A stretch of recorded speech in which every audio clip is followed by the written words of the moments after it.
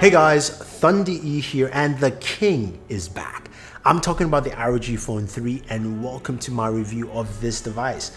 As we've been waiting for this device, this thing is a behemoth of a gaming device, and you know we love gaming devices on this channel. So the ROG Phone 3 packs in a lot of features, and when you look at it just side by side to the ROG Phone 2, it looks kind of similar except for a few design accents and of course the camera array at the back. Plus, the ROG Phone 2 does have a headphone jack. The ROG Phone 3 does not have a headphone jack. But the cameras are nice, 64 megapixels, 8K recording. We'll get to that because we care about what's under the hood. And under the hood, we have a Snapdragon 865 Plus processor. Yes, plus, the new one that Qualcomm just mentioned, which means better performance than the 865. And it's also coupled with up to 16 gigabytes of RAM, which is what I have in this device. It starts from 8, it moves all the way to 16. Now, this is also coupled with 512 gigabytes of storage and max, which is what I also have. And we have a 6,000 milliamp battery. And you're going, wow. How long does that take to charge? Well, an hour and 45 minutes or so. And that's using the 30-watt charger that comes with it. And I will say this though, it takes about an hour and maybe 10 minutes to charge all the way to about 89, 90%. So the last 10% really trickle charges here on this device, just something that happens. But anyway, besides that, what else do we have on this device? The display, 6.59 inches. It's not a 60, it's not a 90. It's not a 120, it's a 144 hertz display, which is amazing. Plus, that's coupled with 270 hertz touch sampling, which means smoother actions while you're gaming, just your thumb is sliding around on the screen. And we'll see how that performs. It's also a pretty bright display, and we've got stereo speakers. So without wasting any more time, let's take a quick look at some of the games we'll be discussing as we discuss this device. So some quick gameplay clips for you.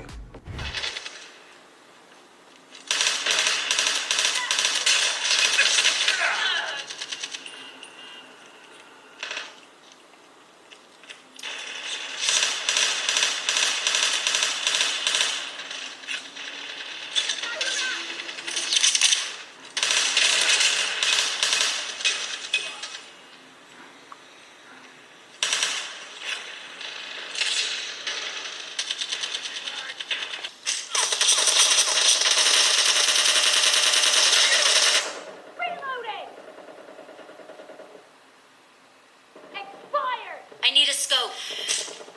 Killing spree for the red team! Clear!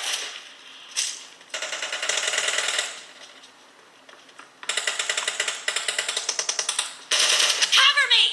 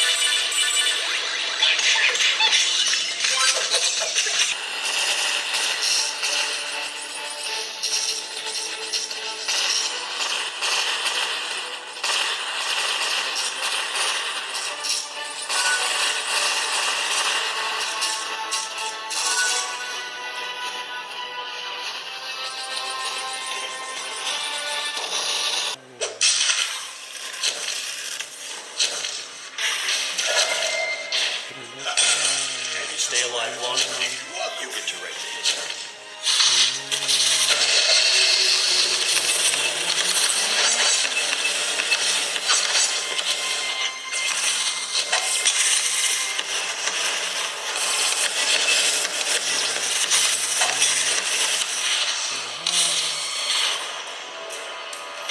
All right, so as you know, I had to start off with Call of Duty Mobile because I play a lot of COD, Warzone. Call of Duty Mobile is my go-to on a mobile device. And the first thing I'll tell you is that it runs well. On the max setting, runs really smooth. You can see through Game Genie there that our frame rates are about 60 frames per second, temperatures are about 39, and we're running the X mode, which means it is at the highest clock speed we can do on this device.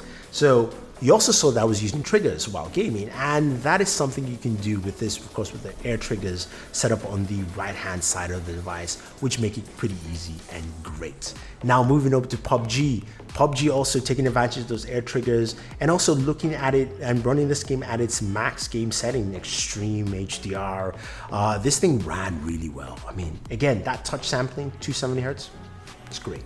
It is absolutely fantastic. You need that. I wouldn't say you necessarily need that, but it makes a great experience for you while gaming.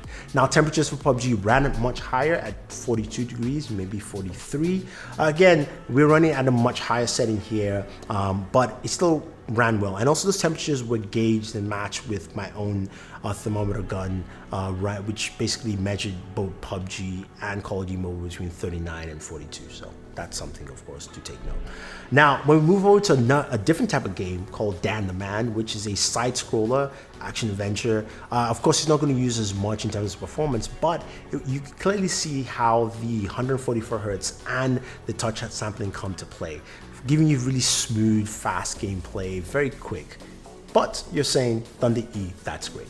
What about games that hit 120 frames per second, 144? Well, I've got a few for you. First was the 1945 Air Force game, which actually played pretty well. It's a top-down shooter, really fast, but again, it's not a graphics powerhouse, and it did 144 frames per second, which is great. But Vainglory came to the rescue, and this game, of course, is a graphical masterpiece. It takes in a lot of performance, but also ran at 144 frames per second. So this system can run the things you want to quite well and quite effectively. Now, this is also coupled with the software that makes your gaming experience better, and I think for any gaming phone, that is probably one of the most important things. So one of the first softwares you always want to check out is the Game Crate. Game Crate is a piece of software that allows you to go through your game library, and that's something that's normal, but you can launch your games directly. You can also set up scenarios for your game, so you can clean the memory, you can set up the performance you want that game to run at, the display, touch sensitivity, refresh rate, all those things. You go for every single game you want to, so you could do that. But you also have your console section where you can go into X mode or turn off X mode, and X mode basically overclocks your CPU, or basically max out your CPU clock speed. You can clean out your RAM, you can change your fan speed for the fan that you use while gaming, also the lighting effects and all that stuff. And speaking of that fan, we've got a fan that comes with the ROG Phone 3, which came with the ROG Phone 2 as well. Now, that's pretty cool because you can connect it to the side USB ports. The device has two USB ports, one on the side, one on the bottom, and another one on the side. And that USB port connects to give you an external fan to cool your system. I will say the fan was able to drop temperatures about 3 or 4 degrees, but I was a bit disappointed it didn't drop temperatures as much as I experienced with the ROG Phone 2. So that's a little bit of a bummer, but I think that's something that be changed with changing the fan revolutions, and that's pretty much that. But with the fan, you do have an extra headphone jack, which is missing on this device, so you do have the ability to use headphones if you're using the fan of the ROG Phone 3. Now, the other piece of software is the Game Genie, and the reason I like the Game Genie is because this allows you to go and customize your software while you're gaming. So it allows you to see, of course, things like your frames per second, your temperatures, but you can go in and customize your air triggers. And the air triggers are really important because we use them for games like PUBG and Call of Duty Mobile, and it's easy to actually set those up. You can customize macros, you can record gameplay, you can clip gameplay. There's so many things you can do directly by just swiping from left to right with that. So a lot of those features work well, and I'm really impressed. But you're going, Thunder E, what about audio? We heard gameplay audio was good, but how are the speakers? Well, take a quick listen.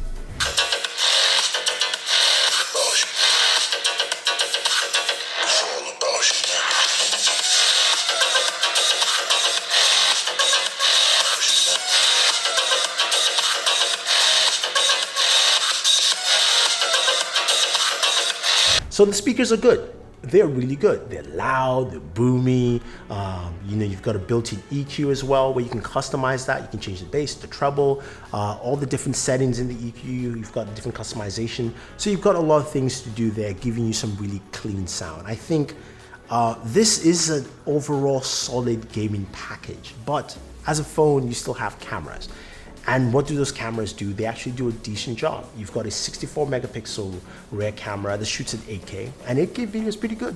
I was quite impressed. But also takes some really good photos in daytime.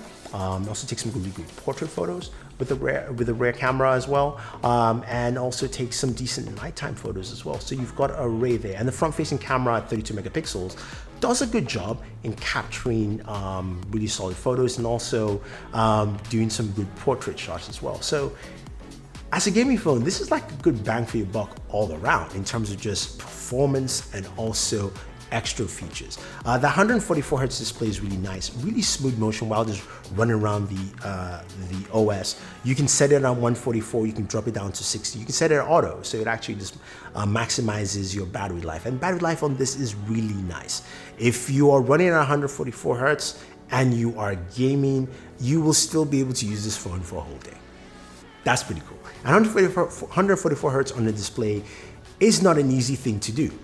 So I was quite impressed with the battery life on this thing. I would say yes, some gaming, not extensive gaming on that note, but the battery life is truly impressive. And with everything that's coupled together, I think a lot of people will like what this device brings to the table. Now, I will say though, in terms of cost, I don't have the American pricing for you. I do have the British pricing, and I can tell you that it starts off with the ROG Phone 3 String Edition, which is the 865, 8 gigs of RAM, 256 gigabytes of storage at £799, and goes all the way up to the ROG Phone 3 with the 865 Plus, 16 gigs of RAM, 512 gigabytes of storage at £1,099. So US pricing will come, and it most likely will differ, but that's where the phone lands, at least with the pricing that I know. So if you have any questions or any comments about this device, if you want to know more, let me know. Otherwise, don't forget to like, share, subscribe. Leave your thoughts. What do you think about the ROG Phone 3? Is this what you were looking for in a gaming phone? Are you excited about it? Or would you like to know? Just leave your questions, guys. Otherwise, thank you very much, and always enjoy your entertainment.